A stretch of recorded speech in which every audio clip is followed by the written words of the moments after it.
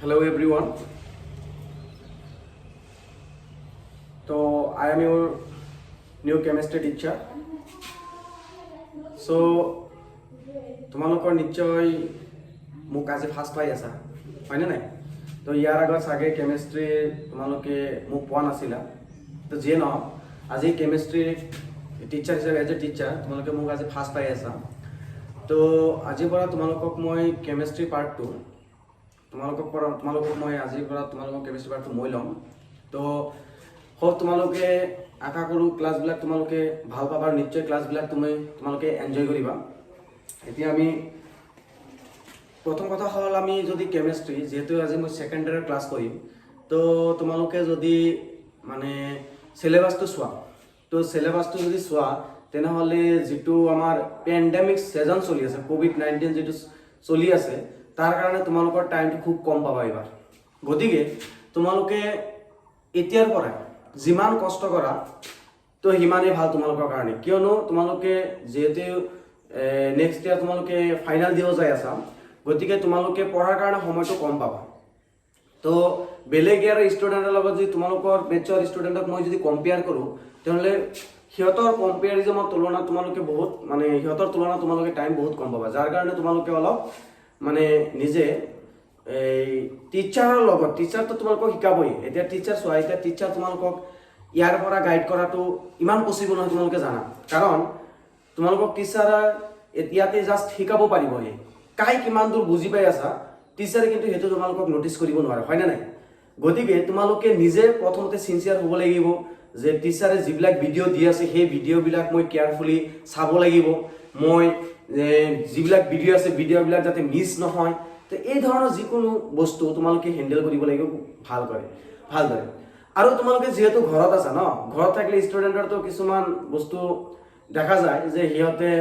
Mobile লৈ থাকে গাৰ্জেনৰ পৰা অনলাইন ক্লাছৰ কাৰণে মোবাইল লৈ থাকে কিন্তু মোবাইলটো জেনেৰেলি যিটো কামত ব্যৱহাৰ কৰিব লাগে সেইটো কামত ব্যৱহাৰ নকৰে নহয় জানো গতিকে আশা কৰোঁ আমাৰ ষ্টুডেণ্টবিলাক এনেকুৱা নহয় হয়নে নাই যিয়ে নহওক আজি আমি চালোঁ যে বস্তুটো আমি কেমিষ্ট্ৰি যিহেতু মই কেমিষ্ট্ৰি শিকাম তো একচুৱেলি মই কেমিষ্ট্ৰি তোমালোকৰ যিটো ফাৰ্ষ্ট পাৰ্ট তো ফাৰ্ষ্ট পাৰ্টৰ পৰা মই ষ্টাৰ্ট কৰিম তো জানাই কেমিষ্ট্ৰিৰ দুটা পাৰ্ট থাকে ফাৰ্ষ্ট পাৰ্ট আৰু ছেকেণ্ড পাৰ্ট তো মই কেমিষ্ট্ৰিৰ ফাৰ্ষ্ট পাৰ্টৰ ফাৰ্ষ্ট চেপ্টাৰে আৰম্ভ কৰিব যাই আছোঁ that means I will discuss about the solid state that means which is included in your first chapter okay তো আমি আজি কি কৰিম কঠিন অৱস্থা বুলি এটা চেপ্টাৰ আছে যেটো তোমালোকে এই ফাৰ্ষ্ট পাৰ্টৰ ফাৰ্ষ্ট চেপ্টাৰ যেটো তোমালোকৰ ঠিক আছে তো সেই বস্তুটো আজি আমি কি কৰিব যাই আছো ডিসকাস কৰিব যাই আছো ঠিক আছে তো এতিয়া আমি ডিসকাস কৰিব যাই আছো আৰু ইয়াতে মেবি মই তোমালোকৰ ব্যাকত যাব লাগিব পাৰে মানে তোমালোকৰ এটো ফাৰ্ষ্ট ইয়াৰৰ কিছু কথা ইয়াতে মই কি জানি মই ইনক্লুড কৰিব লাগিব পাৰে ঠিক আছে যেহেতু তোমালোকে ফাৰ্ষ্ট ইয়াৰ পাই আহিছা আৰু ফাৰ্ষ্ট ইয়াৰ তো বহুত এবাৰ কেনেকে পঢ়িলা তোমালোকে জানাই তো কি জানি বহুতৰ কনসেপ্ট ক্লিয়াৰ হোৱা নাই যাৰ কাৰণে মই কি কৰিম কিছুমান বস্তু মই ফাৰ্ষ্ট ইয়াৰ পৰাও কথাবিলাক বা কনসেপ্টবিলাক মই কি কৰিম টানি আনিম okay so today I will discuss about the solid state তো আজি আমি যাৰ বিষয়ে আলোচনা কৰিম হেতু হৈছে সলিড স্টেট তো সলিড স্টেট মানে কি যাক আমি কি বুলি কও কঠিন অৱস্থা বুলি কও কি বুলি কও কঠিন অৱস্থা বুলি কও হয়নে নাই তো সলিড স্টেট বা কঠিন অৱস্থা নামৰ পৰে আমি কিছু কথা গম পাই আছো এতিয়া কঠিন বস্তু কি তোমালোকে বেছিভাগ মানুহে তোমালোকে বেছিভাগ ষ্টুডেন্টে কঠিন মানে জানা কঠিন মানে কি এতিয়া যে ন কঠিন তোমালোকে কঠিন মানে কি সেই বস্তুটো জানা বা ঘৰুৱা ভাষাত জানা কিন্তু কেমিষ্ট্ৰি কঠিন মানে কি সেই বস্তুটো অলপ বেলেগ বা কঠিন কোনো এটা বস্তু কঠিন কেতিয়া বুলি কওঁ আমি সেই বস্তুটো আমি চাম এতিয়া প্ৰথমতে চোৱা তোমালোকে যেতিয়া 8 9 10 বা তাৰো সৰু ক্লাছত যেতিয়া পঢ়ি আহিছা তোমালোকে নিশ্চয় এই বস্তুটো পাইছিলা কি পাইছিলা যে সাধাৰণতে পদাৰ্থৰ অৱস্থা এতিয়া পদাৰ্থ মানে কি এতিয়া পদাৰ্থ মানে হল চোৱা তো সাধাৰণতে আমি জানো যে ইলেক্ট্ৰন প্ৰটন নিউট্ৰন এইবিলাক কি কোনো এটা পৰমাণু যিবিলাক সূক্ষ্মতম কণাৰ দ্বাৰা গঠন হয় সেই কণাবিলাক হৈছে ইলেক্ট্ৰন প্ৰটন আৰু নিউট্ৰন মধ্যা কোনো এটা পৰমাণু যি ক্ষুদ্ৰতম কণাৰ দ্বাৰা গঠন হয় সেই কণাবিলাকৰ নাম হৈছে ইলেক্ট্ৰন প্ৰটন আৰু নিউট্ৰন এতিয়া এই ইলেক্ট্ৰন প্ৰটন আৰু নিউট্ৰন বিলাক লগ লাগি একলগ হৈ কি গঠন কৰে পৰমাণু গঠন কৰে এই কথাটো আমি জানো হয় না নাই তার মানে electron proton and neutrons are the smallest particles by which atoms are formed okay তো ইলেকট্রন প্রোটন নিউট্রন হৈছে এনেকুৱা কিছুমান ক্ষুদ্ৰতম কণা যাৰ দ্বাৰা কি গঠন হয় পৰমাণু এটা গঠন হয় হ'ব next more than one atom combine with each other to form the molecule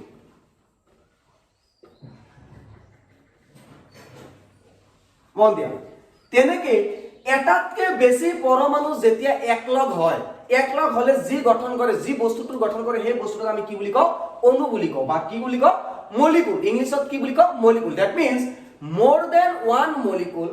combine with each other to form the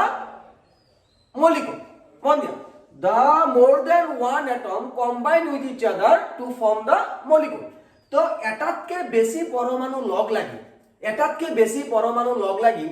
যি ৰাসায়নিক বস্তুৰ গঠন হয় সেই ৰাসায়নিক বস্তুটোৰ নাম হৈছে অণু হয় না নাই নেক্সট more than one তার মানে more than one molecule combine with each other to form the matter তার মানে এটাতকে বেছি অণুবিলাক লগ লাগি একেলগ মানে একলগ হলে যেটো রাসায়নিক বস্তুটোৰ গঠন কৰিব সেই বস্তুটোৰ নাম হৈছে পদাৰ্থ বা যৌগ মেটাৰ और compound ठीक है सर ठीक है sir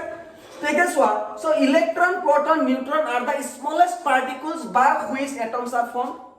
more than one atom combine with each other to form the molecule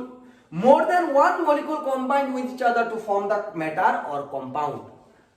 এটা সোয়া ইলেকট্রন প্রোটন নিউট্রন হল এনেকুৱা কিছুমান ক্ষুদ্ৰতম কণা যি কণাৰ দ্বাৰা কি গঠন হয় পৰমাণু গঠন হয়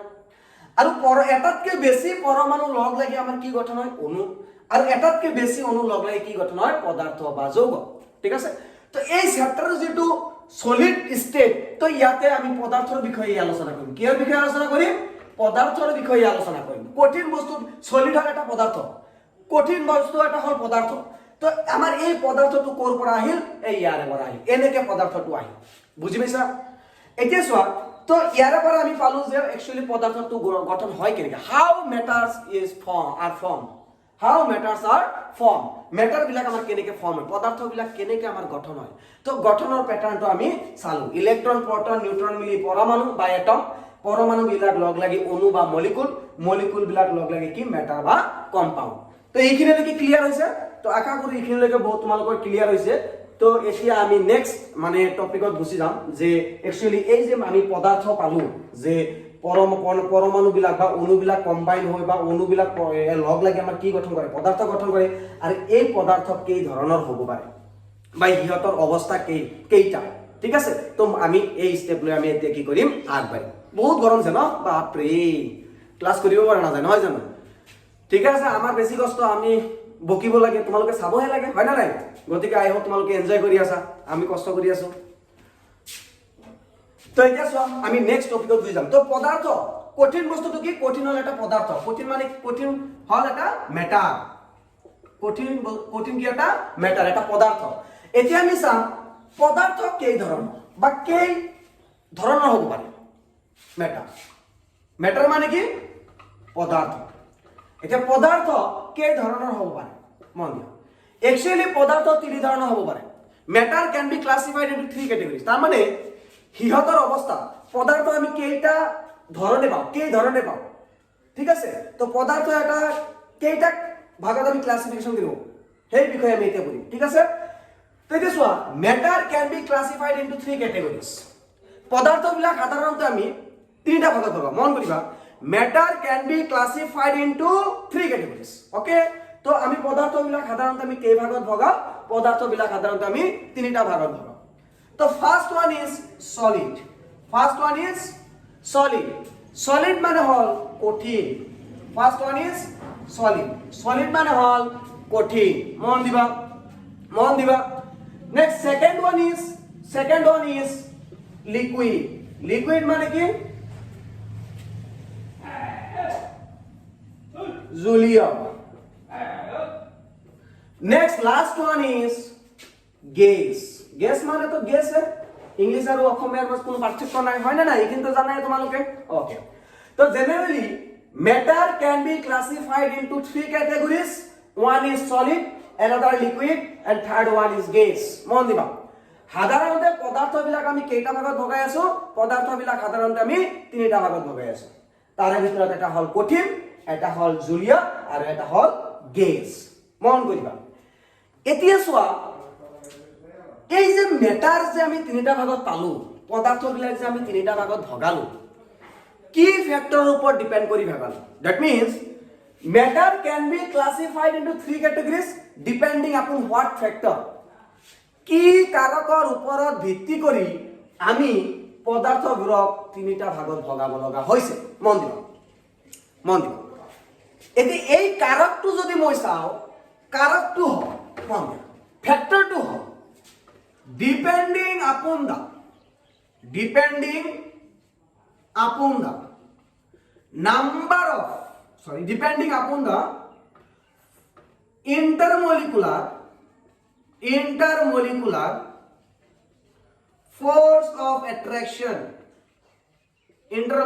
force of attraction mon diba depending upon the intermolecular force of attraction there will be 3 types of matter that is solid liquid and the last one is gas তো সাধাৰণতে কঠিন সৰি পদাৰ্থ এটা তিনিটা ভাগত আমি ভগাইছো কি ভাগ আছিল কঠিন জুলীয় আৰু গেছ কিহৰ ওপৰত ভিত্তি কৰি ভিত্তিটো হল কাৰকটো হল যে হিহঁতৰ মাজত আন্ত আণৱিক বল কেনেকুৱা intermolecular force of attraction so important term এটো ইম্পৰ্টেন্ট টাৰ্ম মন ৰাখা ইন্টাৰমলিকুলাৰ ফোৰ্স অফ এট্ৰাকশন মানে হল আন্ত আণৱিক বল তাৰ মানে পদাৰ্থটো থকা কণা এতিয়া কণা মানে কি কণা মানে পাৰ্টিকলছ ইংলিছত কি বুলি কয় পাৰ্টিকলছ মানে কি কণা তো কণা বিলাকৰ মাজত থকা আন্ত আণৱিক বল that means the intermolecular force of attraction present between the particles depending upon that factor সেই আন্ত আণৱিক বলৰ ওপৰত ভিত্তি কৰি আমি কঠিন পদাৰ্থ কেইটা ভাগত ভগাইছো তিনিটা ভাগত ভগাইছো ক্লিয়াৰ হৈছে এইখিনি তো এইখিনি আছিল আমাৰ মানে পদাৰ্থ আমি কিহৰ ওপৰত ভিত্তি কৰি আমি ভগালো কেইটা ভাগত ভগালো তো আমি কিহৰ ওপৰত ভিত্তি কৰি ভগালো depending upon the intermolecular force of attraction I repeat depending upon the intermolecular force of attraction between the particles okay তো কণা বিলাকৰ মাজত মানে পদাৰ্থটো কণাৰ দ্বাৰা গঠন হ'বই এতিয়া চোৱা ৰাসায়নিক বস্তু মানে তাতে কিছুমান ৰাসায়নিক কণা থাকে এতিয়া ৰাসায়নিক কণা মানে কি বুজিম এটা ৰাসায়নিক কণা মানে তুমি বুজিবা হয় তাতে আয়ন আছে হয় তাতে মলিকুল আছে হয় তাতে মেটেল আছে আৰু নহয় তাতে এটম আছে মন দিয়া পাৰ্টিকলছ ৰাসায়নিক পাৰ্টিকলছ কেমিক্যাল কনস্টিটিউয়েন্ট বুলিলে বা কেমিক্যাল পাৰ্টিকলছ বুলিলে আমি জেনাৰেলি এইকেইটাই পাম আয়ন মলিকুল মেটেল আৰু এটম ঠিক আছে তো ৰাসায়নিক কণা বুজিলে সাধাৰণতে আমি আয়ন বুলি পাম নহলে অণু বুলি কম নহলে ধাতু বুলি কম আৰু নহলে পৰমাণু বুলি কম ক্লিয়াৰ হৈছে তো এইকেইটা হল আমাৰ কি ৰাসায়নিক কণা দ্যাট মিন্স chemical particles যদি আমি chemical particle বিষয়ে চাও এইকেইটা এটা সোয়া সো ডিপেন্ডিং আপন দা এই যে chemical particle বিলাক চালা কোনো এটা পদাৰ্থ যদি কোনো এটা তুমি এই মেটাৰ চাবা সেই মেটাৰটো হয় তোমাৰ আয়নৰ দ্বাৰা গঠন হ'ব that means that matter is composed by the ions molecules metal or atoms তো what are the intermolecular force of attraction present between that particles depending upon that factors there will be 3 types of matter তো কণা বিলাকৰ মাজত থকা আন্ত আণৱিক বলৰ ওপৰত ভিত্তি কৰি আমি সেই পদাৰ্থ বিলাকক এই তিনিটা ভাগত ভগাইছো ঠিক আছে তো এই কেইটা আছিল আমাৰ সাধাৰণতে পদাৰ্থৰ টাইপ মানে টাইপস অফ দা মেটাৰ তাৰমানে পদাৰ্থ কেই ভাগত ভগাও কিহৰ ওপৰত ভিত্তি কৰি ভগাও intermolecular force of attraction মানে কি আন্ত আণৱিক বল কেনেকুৱা আন্ত আণৱিক বল কণা বিলাকৰ মাজত থকা আন্ত আণৱিক বল দ্যাট মিন্স পাৰ্টিকল বিলাকৰ মাজত থকা ইন্টাৰমলিকুলাৰ ফোৰ্স এতিয়া পাৰ্টিকল কোনবিলাক পাৰ্টিকল হয় তোমাৰ আয়ন হয় মলিকুল বা অণু হয় মেটেল বা ধাতু হয় এটম বা পৰমাণু ক্লিয়াৰ হৈছে তো এই কেইটাৰ বস্তুৰ ওপৰত ভিত্তি কৰি আমি কি কৰিছো পদাৰ্থবিলাকক তিনিটা ভাগত ভগাইছো এতিয়া চোৱা যেহেতু আমি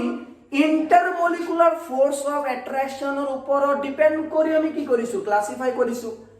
এতি ইন্টাৰমলিকুলাৰ ফোৰ্স অফ অ্যাট্ৰাকশন কিমান হলে তাক আমি সলিড বুলি কম ইন্টাৰমলিকুলাৰ ফোৰ্স অফ অ্যাট্ৰাকশন কিমান হলে তাক আমি লিকুইড বুলি কম আৰু ইন্টাৰমলিকুলাৰ ফোৰ্স অফ অ্যাট্ৰাকশন কিমান হলে তাক আমি গ্যাস বুলি কম তো এই বস্তুটোৰ ওপৰত এতিয়া আমি কি কৰিম আমি গুৰুত্ব দিম এখিনি আমি মানে মুছি দিলো হা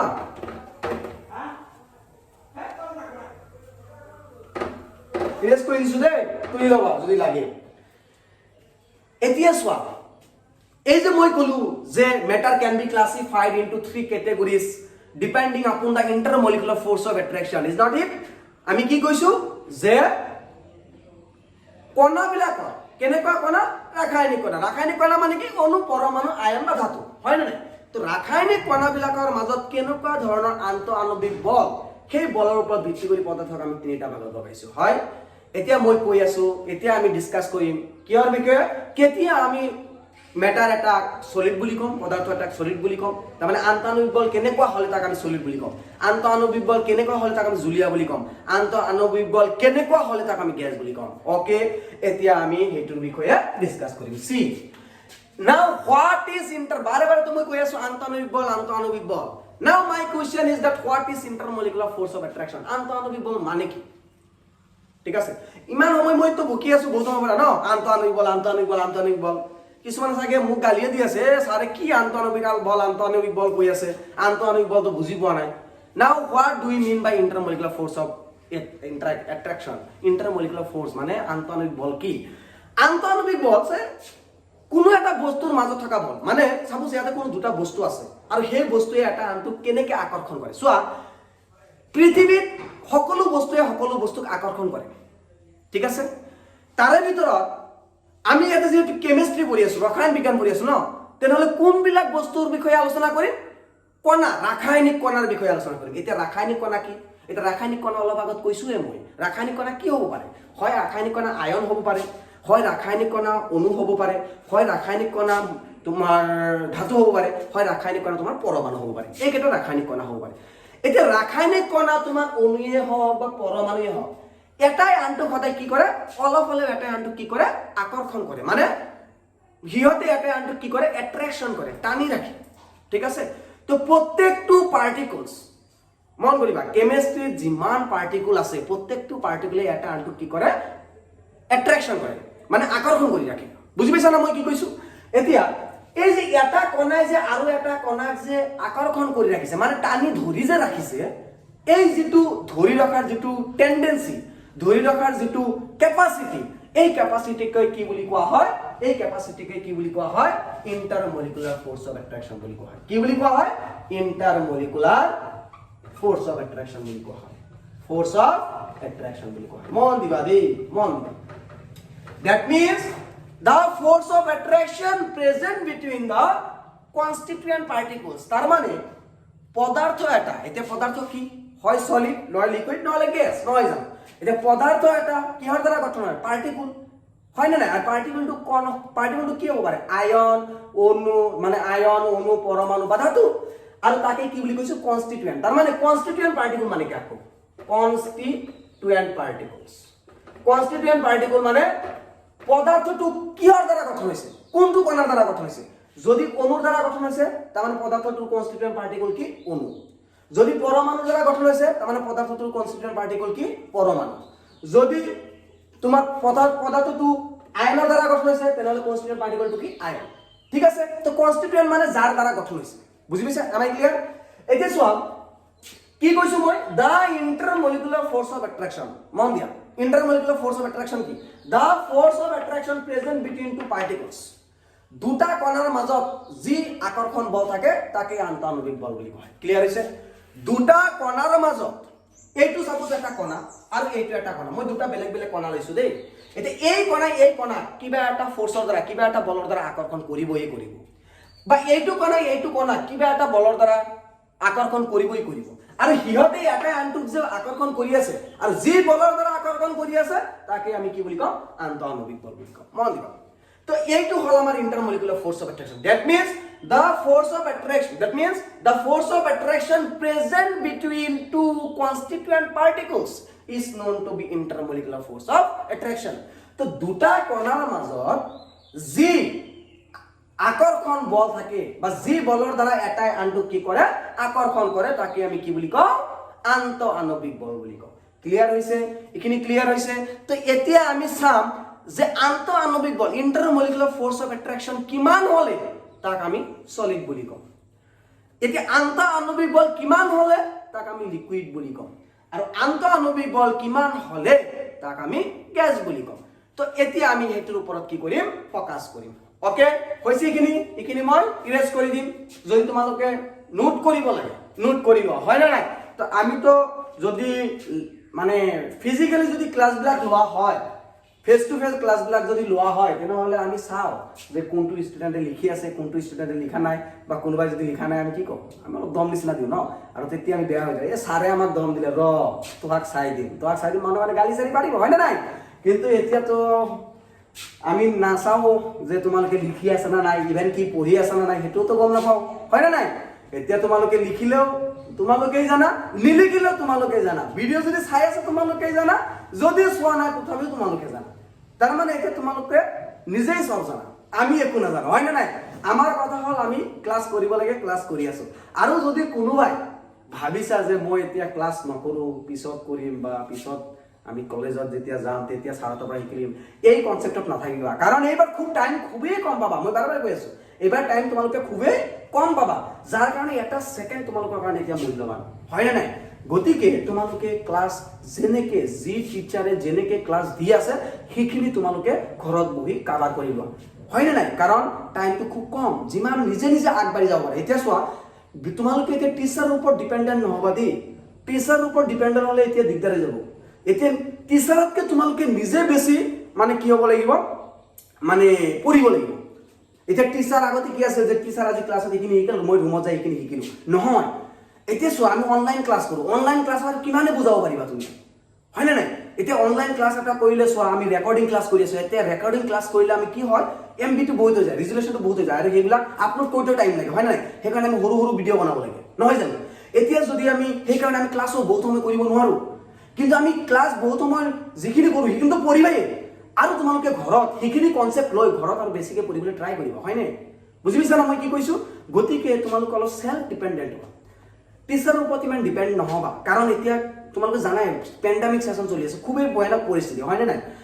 সবে তোমালোকে ঘৰত থাকা ঘৰত বহি ভালকে পঢ়া শুনা কৰা কতো নোলাবা ঠিক আছে তো এতিয়া বহুত কথা পাতিল নহয় জানো কিছুমানে বৰ হৈ যায় এই সাৰে ইমান বকি আছে কি কৈ আছে ক্লাস চলাব লাগে মাজে মাজে হয় না নাই মাজে মাজে ক'ব লাগে উপায় নাই তোমালোকে তো মোবাইলে কি কৰি আছে কাই জানে হয় না নাই তো ঠিক আছে এতিয়া আমি ডিসকাস কৰিম যে এই যে ইন্টাৰমলিকুলাৰ ফোৰ্স অফ অ্যাট্ৰাকশন কি হলে সলিড বুলি কম বা কঠিন বুলি কম কেনেকুৱা হলে লিকুইড বুলি কম কেনেকুৱা হলে আমি গ্যাস বুলি কম হেতুৰ বিষয়ে আমি এতিয়া ডিসকাস কৰিম তো মই এতিয়া ইৰেজ কৰি দিলো এইখিনি ওকে ইৰেজ কৰি দিলো দে এতিয়া চোৱা মন দিয়া সাপোজ দুটা কণা আছে এই দুটা কণা মন দিবা দেই এই দুটা কণা সে this two are the particles this two are the particles this two are the particles এতিয়া the force of attraction present between two particles is very high তার মানে এটা কণাক আৰু এটা কণাক যদি বহুত জোৰকে টানি ৰাখে তাৰ মানে হিয়তৰ মাজত আকৰ্ষণ বল যথেষ্ট বেছি এতিয়া মন দিয়া তোমালোকে দুজন ষ্টুডেন্ট সাপোজ মই একেলগে বহাই দিছো আৰু হে বহাই দিয়া ষ্টুডেন্টক মই কৈছো 10 জনে 10 জনক জোৰকে টানা 10 জনে 10 জনক জোৰকে টানা যেতিয়া দুয়ো জোৰকে টানিব টানিলে সিহঁতে একলগ হৈ নাযাব জানো দুটা একলগ হৈ নাযাব জানো তুমি নিজে অলপ ইমাজিন কৰা যে মই আৰু মোৰ লগত এটা বেলেগ মানুহ মই সেই মানুহজনক হাতত ধৰি মূৰ পিনে টানি আছো আৰু তোমাকো সেই মানুহজনে হাতত ধৰি টানি আছে যেন যেতিয়া দুইকে টানি থাকিবা তেতিয়া দুটাই ওচৰত নাযাবা হয় না নাই দুটা এটা আনটোৰ ওচৰত যাবা না নাই যাবা নিশ্চয় যাবা তো তেনেকুৱা তাৰ মানে if the force of attraction present between the constituent particles is very high তার মানে কণাবিলাকৰ মাজত পদাৰ্থ এটা যিটো কণাৰ দ্বাৰা গঠন হৈছে মানে সেই কণাবিলাকৰ মাজত আন্তঃআণৱিক বল যদি বহুত বেছি হয়, that means intermolecular force of attraction is very high. বুজি পাইছা মই কি কৈছো? Intermolecular force of attraction is very high. যদি আন্তঃআণৱিক বল যথেষ্ট বেছি হয় তেতিয়া চোৱা এই কণাবিলাক এটাই আনটোৰ লগত কি হয়, এটা চোৱা এই আন্তঃআণৱিক বল মন দিয়া, যদি intermolecular force of attraction is very high তেনেহলে এটা কণাই আৰু এটা কণাৰ লগত লাগি নাথাকিব জানো? যদি এটা কণাই আৰু এটা কণাৰ লগত জোৰকে লাগি থাকে, কিহৰ কাৰণে জোৰকে লাগি থাকে? Because intermolecular force of attraction is very high in this case. তেতিয়া সেই মেটাৰটোক সেই পদাৰ্থটোক মই কি বুলি কম? সলিড বুলি কম। সলিড মানে কঠিন বুলি কম। তো কঠিন কেতিয়া কম? if the intermolecular force of attraction is very high. তার মানে যদি যদি কণাবিলাকৰ মাজত